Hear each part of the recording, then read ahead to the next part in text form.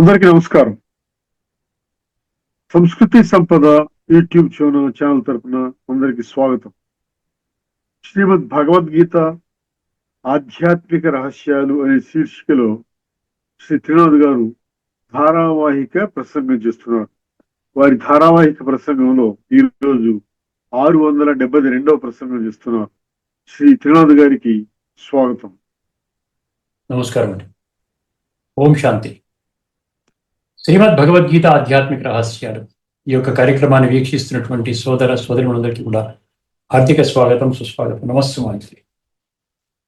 ముందుగా మనము ధార్మికము ఆధ్యాత్మికం అన్న విషయాన్ని చర్చిస్తున్నామండి. అందులో మరొక ముఖ్యమైన విషయాన్ని మీ దృష్టికి తీసుకొని వస్తున్నాను. ఇది మనీషా పంచకం, ఆదిశంకరాచార్యులు గారు రచించినటువంటి మనీషా పంచకం. అంటే 5 శ్లోకాలు ఆదిశంకరాచార్యులు వారు చెప్పారు. ఇదివరకే వారు చెప్పినటువంటి భజగోవింద శ్లోకాలు మనం చర్చించుకున్నాం. అదేవిధంగా ధార్మిక జగత్తులో ఉన్నటువంటి వివిధ శాస్త్రాలు, అక్కడ మనకు అర్థమైనటువంటి కొన్ని మంత్రాలు, కొన్ని శ్లోకాలు, దాని యొక్క విశ్లేషణ కూడా చేసుకున్నాం. అర్థమైందండి. ఈ మధ్య కొన్ని ఎపిసోడ్స్ నుంచి అన్నమాచార్య కీర్తనలు. ఇప్పుడు ముఖ్యంగా ఎందుకంటే ఈ విషయాలు మీరు ప్రస్తావిస్తున్నానంటే, మీరు ప్రపంచంలో ఉన్న ఏ ధార్మిక గ్రంథమైనా తీసుకోండి, ఏ శాస్త్రమైనా తీసుకోండి, అందులో ఉన్నటువంటి సారాన్ని మీరు కానీ బుద్ధి నేత్రాన్ని తెరుచుకునే సత్యత ఆధారముగా, ధర్మము ఆధారముగా, భగవంతుడు చెప్పినటువంటి యథార్థమైనటువంటి మహావాక్యాల ఆధారముగా మీరు అర్థం చేసుకున్నట్లయితే కేవలం భగవద్గీతలో ఉన్న సారమే బయటకు వస్తుందండి. ఇది తిరుగులేని, తిరస్కరించలేని సత్యము. దీనికి ఎటువంటి మీరు ఆ విధంగా మీరు ప్రూఫ్ అడిగినా నేను ఇవ్వడానికి సిద్ధంగా ఉన్నాను. ఇప్పటికే మనం అనేక రుజువులు అనేక శాస్త్రాల నుంచి మనం తీసుకుంటూ ఉన్నాం. దీనికి ముఖ్యంగా మీరు గమనించవలసింది ఏంటంటే, భగవద్గీతలోనే మనం అనుకున్నట్టుగా భగవద్గీత ఎప్పుడో ఒక్కసారి చెప్పింది కాదు. ఇది మీ మనసులోంచి ప్రతి ఒక్కరూ చెరిపేసుకోవాలి. భగవద్గీత ఆధారంగా మీరు అర్థం చేసుకుంటున్నారా, లేకపోతే మీ యొక్క నిశ్చయం ఆధారంగా, లేకపోతే భగవద్గీత భాష్యకారులు ఇప్పటి వరకు చెప్పిన ఆ భాష్యాల ఆధారంగా, ప్రవచనాల ఆధారంగా, లేకపోతే మీ పఠన పారాయణ శ్రవణ ప్రచార ప్రసారాల ఆధారంగా మీరు అర్థం చేసుకున్నారా? లేకుండా ఉంటే మీరు నమ్ముకున్న సిద్ధాంతం భగవద్గీతలో ఉన్నదా లేదా, ఇది మీరు పరిశీలించాలి. ఇది చాలా ముఖ్యము. అందుకని అక్కడి నుండే వచ్చే శ్రీమద్ భగవద్గీత ఆధ్యాత్మిక రహస్యాలు ఉన్నాయా లేవా అన్న సంగతి కూడా ఎవరికీ తెలియదండి. భగవద్గీతలో రహస్యాలు ఉన్నాయని. కానీ 8 శ్లోకాల్లో భగవంతుడు చెప్పాడు, ఇది రహస్యాలతో కూడుకున్న శాస్త్రం అని అన్నాడు. అందులో ముఖ్యమైనటువంటి రహస్యం ఏంటంటే, భగవద్గీత ఒక్కసారి చెప్పింది కాదు. అర్థమైందండి.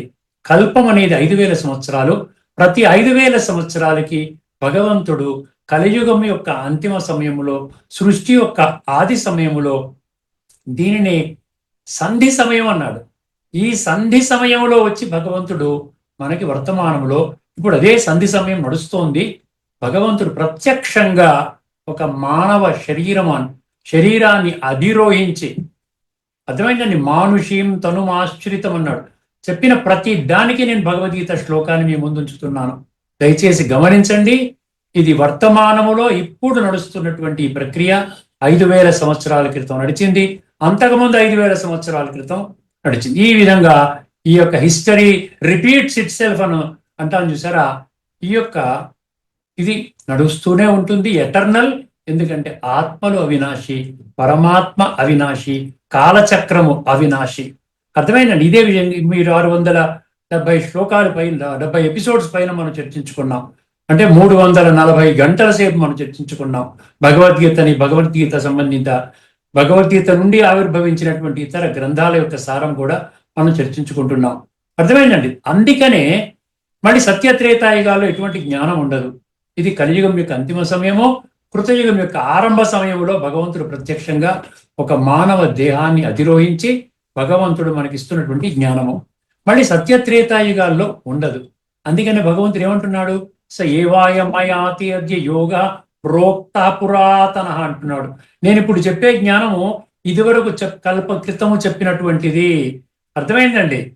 ఆ విధంగా చెప్పిందే మళ్ళీ చెప్తున్నాను అంటున్నాడు. అర్థమైందండి. కాలచక్రం తిరుగుతూ ఉంటుంది. ప్రతి ఒక్క ఆత్మ సాత్విక సంస్కారాలతో ప్రారంభించి తర్వాత తామసిక ప్రధాన సంస్కారాలతో ఆ కాలచక్రం ముగుస్తుంది.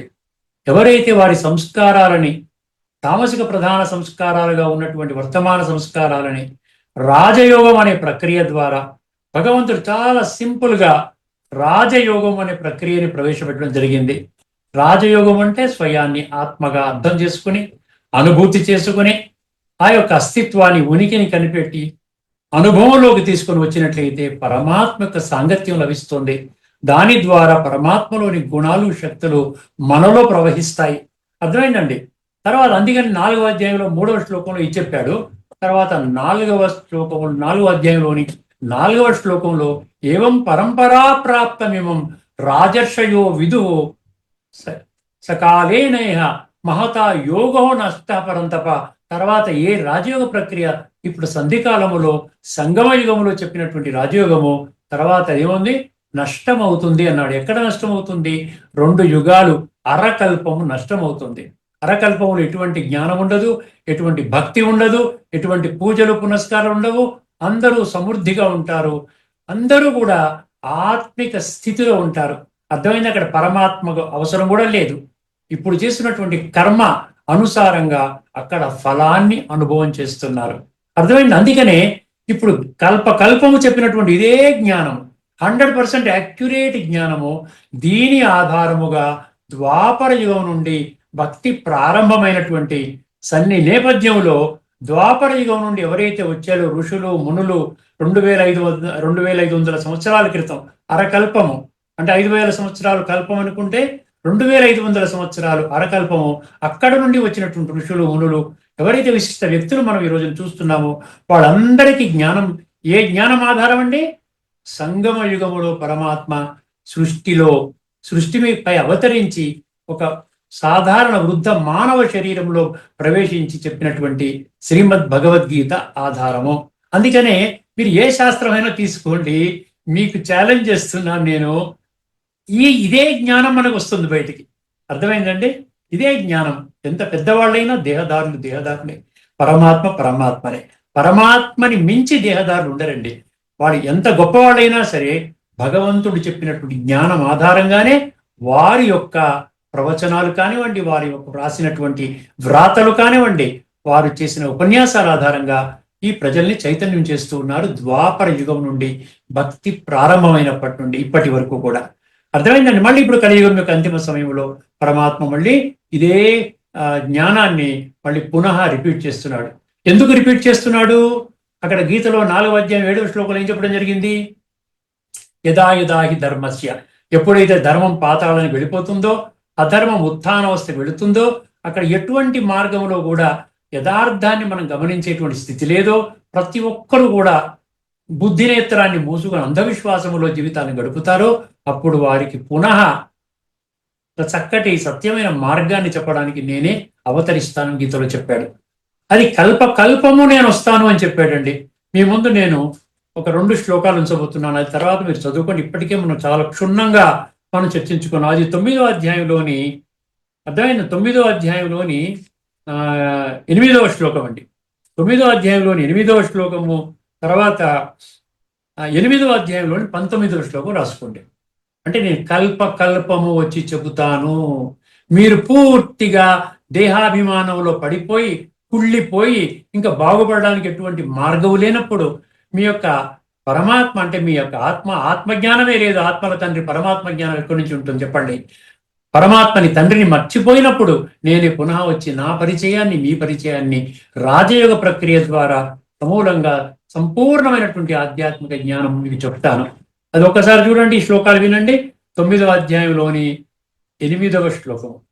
ప్రకృతిం స్వామవష్టభ్య విసృజామి పునః అండర్లైన్ చేసుకోండి. అక్కడ పునః భూతగ్రామం ఇమం కృత్స్నం అవశం ప్రకృతేర్వశాత్ అన్నాడు. అంటే ప్రకృతి వశం అయిపోయారు అందరూ. నేను ప్రకృతి అనుకుంటున్నారు.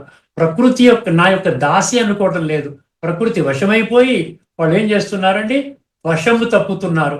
అంటే జీవితాన్ని ఎలాగ జీవించాలో ఆ విధానాన్ని తప్పిపోయి వంకర టింకరగా దైహిక భ్రాంతిలో అందరినీ మోసం చేసుకుంటూ విషయ వికారాల వలయంలో చిక్కుకొని ఇంద్రియ సుఖాల కోసమే జీవితాన్ని పణంగా పెట్టి ఆ విధంగా మనిషి దిగిపోతూ ఉన్నాడు పునః పునః.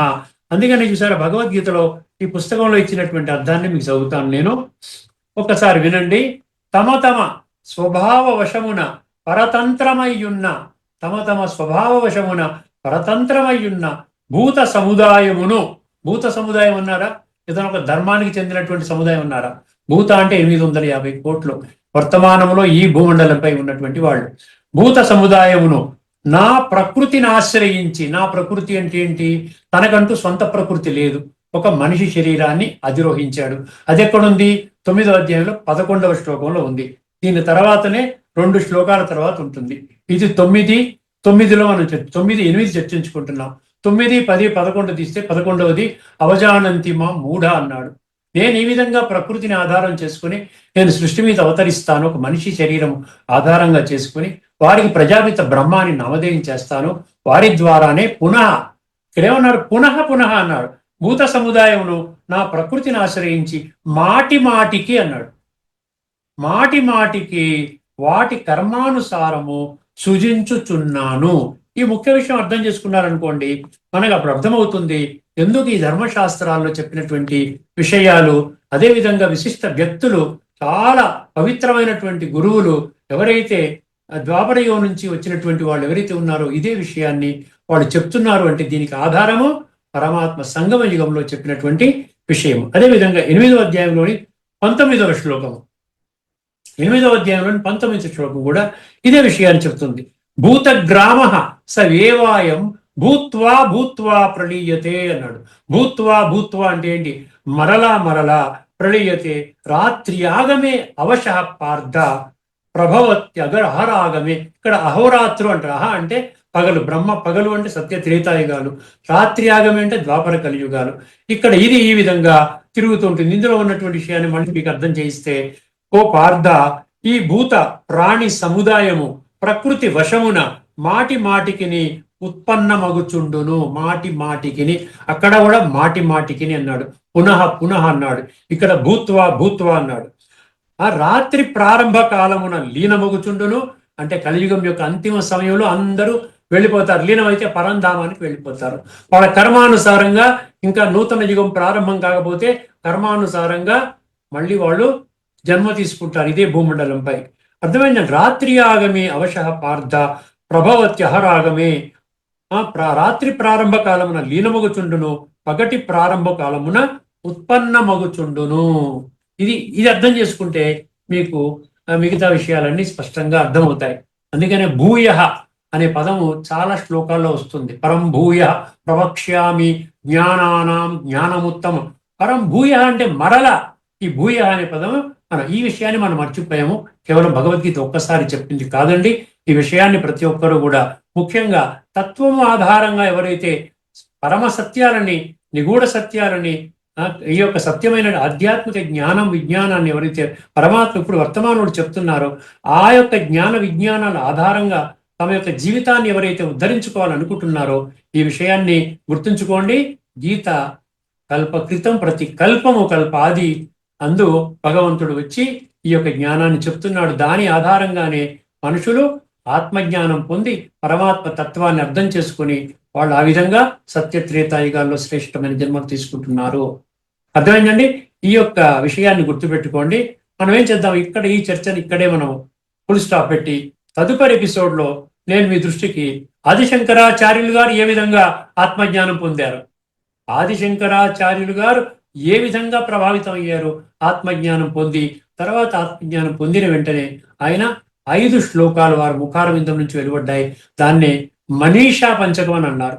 ఈ మనీషా పంచకం అనే దాన్ని మన 5 శ్లోకాల్ని మనం తదుపరి ఎపిసోడ్లో మనం చర్చించుకుందాం. ఓకేనండి? ఇప్పుడు ఈ విషయాన్ని ఆధ్యాత్మికంలోనే ఈ చర్చ ఉంటుంది. ధార్మికంలో అంధవిశ్వాసంతో కూడుకున్న విషయం కాబట్టి, బుద్ధినేత్రాన్ని తెరవం కాబట్టి, తాను పట్టుకున్న కుందేటికి 3 కాళ్ళ విధంగా మనం జీవితాన్ని ఆ విధంగా నడిపిస్తాం కాబట్టి మనకి ఈ విషయాల చర్చ జరగదండి. ఈ విషయాన్ని గుర్తుపెట్టుకోండి. తదుపరి ఎపిసోడ్లో మన మనీషా పంచకంలో ఉన్నటువంటి 5 శ్లోకాల్లో ఆ నిగూఢ సత్యాలు ఏమిటి, ఆత్మజ్ఞానం ఉందా, అందులో ఇంకా ఇతర జ్ఞానం ఉందా, ఆదిశంకరాచార్యులు గారు ఇంకా ఏమైనా జ్ఞానం చెప్పారా? లేకుండా ఇతరత్ర వచ్చినటువంటి సాధువులు సంతులు వేరే మార్గంలో వేరే జ్ఞానాన్ని చెప్తున్నారా అన్న విషయాన్ని మనకి చాలా స్పష్టంగా సులభంగా అర్థమవుతుంది. ఎప్పుడు అర్థమవుతుందండి? మనం బుద్ధి నేత్రాన్ని తెరుచుకున్నట్లయితే మనకి విషయం స్పష్టమవుతుందండి. ఇప్పుడు మనము 1, 3, 8, 1, 3, 7, 1, 3, 8 దీన్ని అనేక కోణాల్లో మనం చర్చించుకుంటున్నాం. ఇంత లోతైన చర్చ మీకు ఎక్కడ దొరకదండి. అర్థమైందండి? తత్వజ్ఞానం మీరు క్యాచ్ చెయ్యాలి, తత్వాన్ని క్యాచ్ చెయ్యాలి. వినడానికి మధురంగా ఉంది, నేను శ్లోకాలు చదువుకున్నాను, ఉపనిషత్తు అంతా కంఠోపాఠం ఉంది అనుకున్నారు, కానీ ఆత్మజ్ఞానం పొందారా? పరమాత్మని గుర్తించారా? ఈ విషయం చాలా ముఖ్యం అన్నమాట. ఈ కఠోపనిషత్తు మంత్రాలు రథరూపకం ద్వారా మనకి ప్రారంభమైంది. అక్కడి నుంచి ఏం చెప్పారు? ఇక్కడ 2 రకాల మనుషులు. ఒకరు సత్యత్రేతాయుగాల్లో వెళ్ళేటువంటి ఒక వర్గము, అది 1, 3, 8. తర్వాత ద్వాపర కలియుగాల్లో వెళ్ళేటువంటి ఇంకొక వర్గము, అత్యధిక శాతం వర్గము, పెద్ద వర్గము. ఎందుకంటే వాళ్ళు జ్ఞానాన్ని తెలుసుకోలేరు. అక్కడ అమనస్క అంటాడు, అంటే మనస్సు మనోనియంత్రణ జరగదు. అశుచి అంటాడు, అపవిత్రంగా ఉంటుంది. వాళ్ళు ఆ విధంగా సంసార అధిగచ్చతి అంటాడు, అంటే సంసారం అనేది ద్వాపరయుగం నుంచి ప్రారంభమవుతుంది. అర్థమైందండి? ఇప్పుడు మనము ఈ గీతా శ్లోకాల్లో మరి 2 శ్లోకాలు మీ దృష్టికి తీసుకొని వస్తున్నానండి ఎపిసోడ్లో. చాలా జాగ్రత్తగా వినండి. 8వ అధ్యాయంలోని 15వ శ్లోకం. అంటే ఇవన్నీ కూడా ఈ 1, 3, 7, 1, 3, 8 కఠోపనిషత్తు మంత్రాలని పూర్తిగా సమర్థిస్తున్నాయి. ఎందుకంటే ఇవి చెప్పకపోతే మీకు అర్థం కాదు. తర్వాత ఇంకొక సందర్భంగా చెప్పలేము మనం. ఇది వచ్చినప్పుడే దీనికి కనెక్టెడ్ మంత్రాలు మనం తీసుకొని చెప్పుకున్నాం అనుకోండి, అప్పుడు మీకు ఏమర్థమవుతుంది? భగవద్గీతలో చెప్పినటువంటి ఆధ్యాత్మిక సత్యాలే, ఆధ్యాత్మిక రహస్యాలే ప్రతి శాస్త్రంలో ఉన్నాయి. ఇప్పుడు మనం వర్తమానంలో ఇప్పుడు ఉపనిషత్తులు చర్చించుకుంటున్నాం. అర్థమైందండి? ఇప్పుడు ఒకసారి ఈ శ్లోకాన్ని వినండి. 8వ అధ్యాయంలోని 15వ శ్లోకం. అక్షర బ్రహ్మయోగం. అక్షర బ్రహ్మ అంటే పరమాత్మ. 15వ అధ్యాయం పురుషోత్తమ ప్రాప్తి. పురుషోత్తమ అంటే పురుష అంటే ఆత్మ, ఉత్తమ పురుష అంటే పరమాత్మ, పరమాత్మ ప్రాప్తి యోగం. అక్షర బ్రహ్మ అన్న భగవంతుడి గురించి చెప్తున్నాడు. అర్థమైందండి? సో భగవాను వాచలో 8వ అధ్యాయంలోని 15వ శ్లోకాన్ని జాగ్రత్తగా గమనించండి. మాముపేత్య పునర్జన్మ దుఃఖాయమశాశ్వతం నాప్నువంతి మహాత్మానః సంసిద్ధిం పరమాం గతాః. ఇది శ్లోకం అండి. చాలా సులభంగా అర్థం చేసుకోవచ్చండి. కేవలం బుద్ధి నేత్రాన్ని తెరుచుకోవాలి. అంధవిశ్వాసంలో మీరు ఎన్ని వందల వేల ఎపిసోడ్స్ చేసినా కూడానండి, మీరు ఎక్కడ ఉన్నారో అక్కడే ఉంటారు. ఒక్క ఇంచు కూడా మీరు కదలరు. బుద్ధి నేత్రాన్ని తెరుచుకోవాలి అని భగవంతుడే చెప్తున్నాడు. అనేక శ్లోకాలు సత్యత ఆధారంగా, తర్కము ఆధారంగా, ఇంగిత జ్ఞానం ఆధారంగా భగవాను వాచల 7వ అధ్యాయంలోని 2వ శ్లోకంలో నేను చెప్పి సంపూర్ణమైన జ్ఞానం చెప్తాను. సంపూర్ణమైన విజ్ఞానము అంటే ఆ జ్ఞానాన్ని జీవితంలో ఎలాగ అనుభవం చెయ్యాలో అది కూడా చెప్తాను. ఈ 2 తెలుసుకున్న తర్వాత ఈ ప్రపంచంలో, ఈ భూమండలంపై ఇంకా దేని కొరకు వెతకవలసిన పని లేదు. అంటే ఈ యొక్క పరమాత్మ తత్వాన్ని గుర్తించడానికి ఇంకా వేరే జ్ఞానం అవసరము లేదని 7వ అధ్యాయం 2వ శ్లోకంలో కుండ బద్దలు కొట్టినట్లు చెప్పడం జరిగిందండి. ఆ శ్లోకాన్ని కూడా మనం అనేక మార్లు చర్చించుకున్నాం. ఇక్కడ ఏమంటున్నాడు? మాముపేత్య అంటే నన్ను పొందిన తర్వాత మీకు పునర్జన్మ ఉండదన్నాడు. ఇక్కడ పునర్జన్మ అనగానే మీకు ఏమొస్తోంది? జన్మరాహిత్యంలో వెళ్ళిపోతున్నారు. జన్మరాహిత్యం అంటూ ఉండదండి. అది లాజికల్గా కూడా ఫిట్ అవ్వదు. ఆత్మ ఇండిపెండెంట్గా ఉన్న ఉనికి లేదు. ఆత్మకు అస్తిత్వాన్ని కోల్పోతోంది. శరీరం ఒక్కటే ఉండి ఆత్మ లేకపోయినా అది శవము. అర్థమైంది? దానివల్ల ఉపయోగం లేదు. సో ఈ 2 ఇండిపెండెంట్గా ఉంటే ఉపయోగం లేదండి. 2 కలిసి ఉంటేనే అది అనుభవం అనేది వస్తుందన్నమాట. ఆత్మ ఉండి ఇండిపెండెంట్ ఉంటే మీకు అనుభవం కాదు. ఎక్కడ అనుభవం అవుతుంది? మనసు, బుద్ధి, ఈ సంస్కారాలు, ఈ ప్రకృతి అది కంబైన్డ్గా ఉన్నప్పుడే మీకు అనుభవం అవుతుంది. అందుకని పునర్జన్మ అనగానే పునర్జన్మ రాహిత్యం అంటే ఏమనుకోవాలి? సత్యత్రేతాయుగాల్లో జన్మ. పునర్జన్మ ఉంటుంది అంటే ఏమనుకోవాలి? ద్వాపర కలియుగాల్లో జన్మలు. అర్థమైందండి? మాముపేత్య పునర్జన్మ దుఃఖాలయం అశాశ్వతం అన్నాడు. ఏమండి? ద్వాపర కలియుగాల గురించి చెప్తున్నాడు ఇక్కడ. అర్థమైందండి? దుఃఖాలయం, దుఃఖముతో కూడుకున్నది. ఇప్పుడు కలియుగం యొక్క అంతిమ సమయంలో ఇంకా పూర్తిగా దుఃఖమే దుఃఖము. ఇంకోటి ఏమన్నాడు? అశాశ్వతము అన్నాడు. అశాశ్వతం అంటే ఏమిటి? అనిత్యం. ఏది శాశ్వతం కాదు. మీరు భౌతికంగా మీరు ఏదైనా చూడండి, చివరికి మీ శరీరం కూడా శాశ్వతం కాదు. మీ బంధువులు, మిత్రులు శాశ్వతం కాదు. మీరు సంపాదించుకున్న ధనం శాశ్వతం కాదు, మీరు సంపాదించుకున్న పేరు ప్రతిష్టలు శాశ్వతం కాదు, ఒక్క జన్మకి మాత్రమే పరిమితం, గుర్తుపెట్టుకోండి. అందుకనే భగవంతుడు ఏమంటున్నాడు, నన్ను పొందిన మహాత్ములు మాంపేత్య అన్నాడు కదా, నన్ను పొందిన మహాత్ములు దుఃఖమయమైన అనిత్యమైన పునర్జన్మను పొందరు, వారు పరమసిద్ధిని పొందుతారు. పరమసిద్ధి అంటే సత్యత్రేతాయుగాల్లో శ్రేష్టమైనటువంటి జన్మలు. అర్థమైందండి? ఇక్కడ ఏం చెప్తున్నాడు, ఆధ్యాత్మిక దృష్టికోణం ఒక్కసారిగా ఒక ప్రతిదాన్ని ఆధ్యాత్మికంగా వెళ్ళండి. ముందు ధార్మికంగా అర్థం చేసుకోండి, పుస్తకం చదువుకోండి, ధార్మికంగా భాష్యకారులు చెప్తారు, కానీ మళ్ళీ ఆధ్యాత్మికంలోకి మళ్ళించండి. అప్పుడు మీకు అందులో తత్వం మీకు అర్థమవుతుంది. ఈ శ్లోకంలో ముఖ్యమైన పదం ఏంటండి, దుఃఖాలయం అశాశ్వతం అన్నాడు. దుఃఖాలయం అశాశ్వతం, రెండు పదాలు చెప్పాడు. అంటే ఎందుకు చెప్పాడు, భగవంతుడు కేవలము పునర్జన్మ పొందడు అని మాత్రమే చెప్పడం లేదు, మీరు పునర్జన్మ పొందరు అని చెప్పడం లేదు. ఏం చెప్తున్నాడు, దుఃఖాలయము మరియు అశాశ్వతమైన పునర్జన్మ మీరు పొందరు. దుఃఖాలయము అశాశ్వతం, ఇది మన ద్వాపర కలియుగాల నుంచి దైహిక భ్రాంతి అక్కడికి వస్తుంది. 20 జన్మలు తీసుకున్న తర్వాత దేహభ్రాంతిలోకి మనిషి వస్తాడు. అక్కడి నుంచి ఈ రావణ రాజ్యం అనేది ప్రారంభమవుతుంది. అర్థమైందండి? అంటే దుఃఖానికి కారణమైన కలియుగీ జన్మలు ఉండవు, దుఃఖానికి కారణమైన కలియుగీ జన్మలు ఉండవు. పరమాత్మ స్మృతి అంటే రాజయోగము ద్వారా పవిత్రులైన ఆత్మలు, పరమాత్మ స్మృతి అంటే ఏంటి, రాజయోగం, స్వయాన్ని ఆత్మగా భావించడం, తండ్రి పరమాత్మని, ఆటోమేటిక్గా ఆత్మ అనుభవం అవుతే పరమాత్మ స్మృతి ఆటోమేటిక్గా వస్తుందండి. పరమాత్మ స్మృతి ద్వారా పవిత్రులైన ఆత్మలు సత్యయుగములోని దైవీ సంస్కారాలతో కూడిన జన్మలను పొందుతారు. అర్థమైందండి? దుఃఖాలయం శాశ్వతం నాప్నువంతి మహాత్మాన నా ఆప్నువంతి అంటే కలియుగంలోకి వెళ్ళరు వాళ్ళు. ఎక్కడికి వస్తారు, సత్యయుగంలో వస్తారు, స్వర్గంలోకి వస్తారు అని చెప్తున్నాడు అనమాట. ఇప్పుడు కఠోపనిషత్తులో ఒక్కసారి 1:3:8 1:3:8 అంటే ఏం చెప్పాడు అక్కడ, మనోనిగ్రహం ఉన్నవాడు, సమనస్క, విజ్ఞానవాన్, శుచి. అర్థమైందండి? అటువంటి వాడు వెళ్ళేటువంటిదే చెప్పాడు కదా. సో దానికి కరెక్ట్ గా కనెక్ట్ అవుతుంది అనమాట. ఏమన్నాడు, యస్మాత్ భూయో న జాయతే అనే భావాన్ని గీత మరింత స్పష్టంగా దుఃఖాలయం అశాశ్వతం అనే విశేషణతో వివరిస్తుంది. అంటే విజ్ఞానవంతుడు దుఃఖ బంధనానికి కారణమైన జన్మను అధిగమిస్తాడు. ఎవరు? విజ్ఞానవంతుడు. అక్కడ 7వ అధ్యాయం 3వ శ్లోకంలో చెప్పినట్టు తత్వాన్ని కోరేటువంటి వాళ్ళు అనమాట. తత్వం ఆధారంగా జీవితాన్ని ఉన్నతంగా చేసుకునేటువంటి వాళ్ళు మళ్ళీ పునః ఈ కలియుగము ఇందులోకి రారు, వాళ్ళు మళ్ళీ శ్రేష్టమైనటువంటి సత్యత్రేతాయుగాల్లో జన్మ తీసుకుంటారు. మరొక శ్లోకం 8వ అధ్యాయం తదుపరి శ్లోకమేనండి. ఆ బ్రహ్మ భువనాల్లోకా పునరావర్తినోర్జున, ఆ బ్రహ్మ భువనాల్లోక పునరావర్తినోర్జున మాముపేత్యతు కౌంతేయ పునర్జన్మ న విద్యతే. ఇక్కడ 4-5 శ్లోకాల్లో ఇలా వస్తుందండి, పునర్జన్మ ఉండదు అని వస్తుంది. దాన్ని పట్టుకుని ఏం చెప్తారు, జన్మరాహిత్యం అంటే అది మనం నమ్మేస్తాం. ఎందుకంటే బుద్ధినేత్రం తెరుచుకోం కదా. బుద్ధినేత్రం తెరుచుకుంటే ఎలాగ పునర్జన్మ ఉండదు? జాతస్య హి ధ్రువో మృత్యు ఏం చెప్పాడు, పుట్టినవాడు మరణిస్తాడు, మరణించినవాడు మళ్ళీ పుడతాడని చెప్పాడుగా. దానికి క్లాష్ ఎలా అవుతుంది? మనం క్వశ్చన్ వేస్తాం. ఎప్పుడు బుద్ధినేత్రం తెరుచుకుంటే మనం అంగీకరించమండి, ఎవరైతే చెప్తే అది అంగీకరించాం, మనం అడుగుతాం, ప్రశ్నిస్తాం.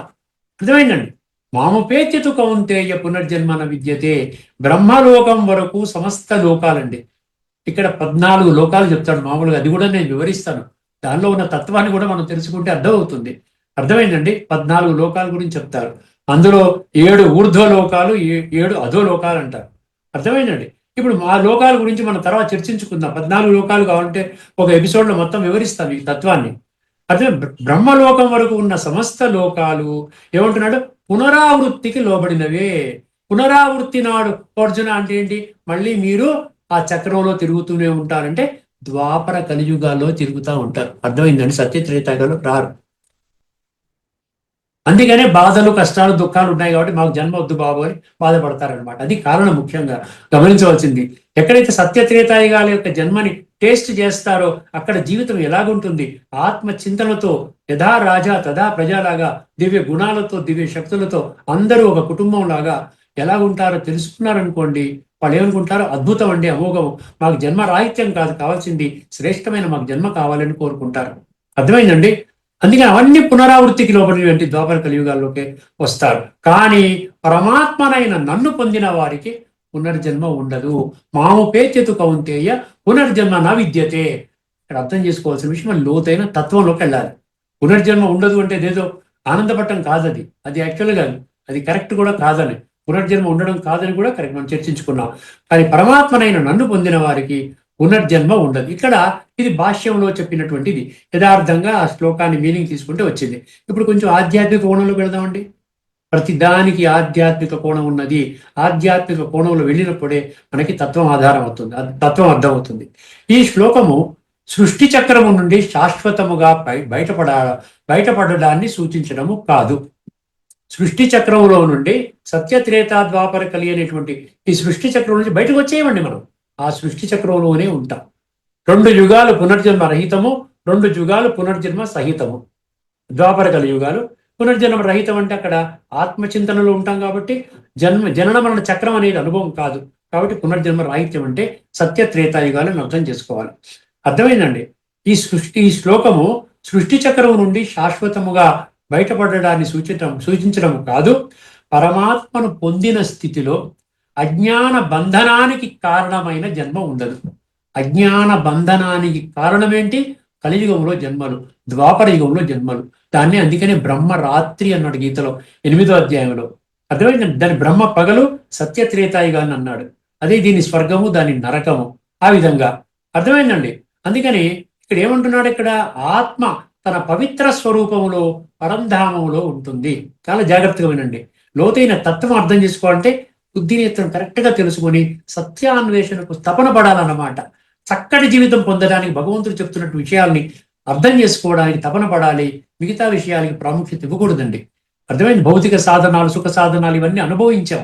మొత్తం కాలచక్రం మొత్తం అనుభవించాం. ఇప్పుడు ఎండింగ్ స్టేజ్కి వచ్చాం. ఈ ఒక్క జన్మలో మనం ఏం చేయాలి? చాలా జాగ్రత్తగా ఉండాలి. ఎందుకంటే బహూనాం జన్మనాం అంతే జ్ఞానవాన్ మాం ప్రపద్యతే అన్నాడు 7వ అధ్యాయం 19వ శ్లోకంలో. అర్థమైందండి. అందుకని ఏం చెప్తున్నాడు? పరమాత్మను పొందిన స్థితిలో అజ్ఞాన బంధనానికి కారణమైన జన్మ ఉండదు. ఆత్మ తన పవిత్ర స్వరూపములో పరంధామములో ఉంటుంది. కాలచక్రం ప్రకారము తిరిగి సత్యత్రేతాయుగాలలో శ్రేష్టమైన జన్మలు పొందుతుంది. కాలచక్రం ఆగదండి. కాలచక్రం ఆగుతుంది అని ఎక్కడా చెప్పలేదండి. ఏ శాస్త్రము చెప్పలేదు. 3వ అధ్యాయం 16వ శ్లోకాన్ని కూడా మీరు కనెక్ట్ చేసుకోండి. ఏవం ప్రవర్తితం చక్రం అంటాడు. నానువర్తయతీహయ అఘాయు ఇంద్రియారామో మోఘం పార్థ సజీవతి. చక్రం అంటే తిరగవలసిందే. చక్రం అంటే అది ఎందుకని సైక్లికల్ అంటాడు, లేకపోతే లీనియర్ అంటాడు. లీనియర్ అంటే పుట్టడము, మరణించడం. ఈ లీనియర్ సిద్ధాంతం భగవద్గీత అంగీకరించదండి. ఏ శాస్త్రాలు కూడా అంగీకరించవు. అర్థమైందండి. అందుకని ఏం చెప్తే కాలచక్రం ప్రకారం తిరిగి సత్యత్రేతాయుగాలలో శ్రేష్టమైన జన్మలు పొందుతుంది. ఆ తిరిగి రావడం ఏంటి? మళ్ళీ ద్వాపర కలియుగాలు వస్తాయి కదా. అంటే ఏ యొక్క యుగములో మనం శాశ్వతంగా ఉండము. కాలచక్రం తిరుగుతుందన్నప్పుడు ఏ యుగంలో శాశ్వతంగా ఉండము. అందుకని కాలచక్రం ప్రకారం ఇది సత్యత్రేతాయులో వస్తుంది.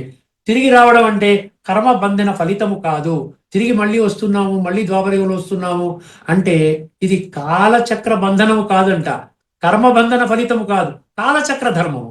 కాలచక్రం తిరగాలి కాబట్టి ఖచ్చితంగా వస్తాం. కానీ ఇప్పుడు వెంటనే మనం రామక్కడికి వెంటనే సత్యత్రేతాయుగాలకు పెడతాం. కఠోపనిషత్తు 2 స్థితిగతులను వర్ణిస్తోందండి. 2 స్థితిగతులను వర్ణిస్తోంది కఠోపనిషత్తు 1:3-7. నస తత్పదమాప్నోతి సంసారం చాదిగచ్చతి. ఇది చెప్పాను కదా, ద్వాపర కలియుగాల్లో ఉన్న పరిస్థితి. ఇదేమిటి? అజ్ఞానం కారణంగా వస్తుంది. అజ్ఞానం కారణంగా ఏమొస్తుంది? చంచలమైన మనస్సు, అమనస్క, అశుద్ధి, అశుచి. అది అందుకని ద్వాపర కలియుగాల్లో వాళ్ళ జన్మ ఉంటుంది. ఇది గీత 8వ అధ్యాయం 15వ శ్లోకంలో చెప్పిన దుఃఖాలయం అశాశ్వతం దీనికి కరెక్ట్ గా మ్యాచ్ అవుతుంది. చూసారా? దుఃఖాలయము అశాశ్వతం ద్వాపర కలియుగాలు అనే స్థితితో సమానము. 1:3-8 ఏం చెప్తోంది? సాత్తు తత్పదమాప్నోతి యస్మాత్ భూయోన జాయతే. మళ్ళీ నీకు పునర్జన్మ ఉండదు. మళ్ళీ ఎక్కడి నుంచి నువ్వు వెళ్తున్నావో అటువంటి జన్మ ఉండదు. కర్మ బంధనానికి సరిపడ జన్మ ఉండదు. నువ్వు శ్రేష్టమైన జన్మ పొందుతావు. దానికి ఏంటి కారణము? జ్ఞానము మరియు విజ్ఞానము. ఆధ్యాత్మిక జ్ఞానము, విజ్ఞానము. దాని ఈక్వల్ ఏమొస్తుందండి? సమనస్కత. అక్కడ అమనస్కత, ఇక్కడ సమనస్కత. అక్కడ అశుచి, ఇక్కడ శుచి అంటే శుద్ధి. తత్ పదమాప్నోతి. అటువంటి పదాన్ని, అటువంటి ప్రాప్తి, అటువంటి పరమ పదాన్ని అది వాళ్ళు ప్రాప్తించుకుంటారు. అర్థమైంది? ఇక్కడితో మనం ఈ యొక్క చర్చని మనం ముగించుకుందాం. తదుపరి ఎపిసోడ్ లో ఇదే శ్లోకంపై మరికొన్ని అంశాలు మీ దృష్టికి తీసుకొని వస్తానండి. అంతవరకు సెలవు. అందరికీ నమస్కారం. లోకా సమస్త సుఖినో భవంతు. ఓం శాంతి. భగవద్గీత ఆధ్యాత్మిక రహస్యాలు అనే శీర్షికలో ధారావాహిక ప్రసంగం చేసిన శ్రీ త్రినాథ్ గారికి ధన్యవాదాలు.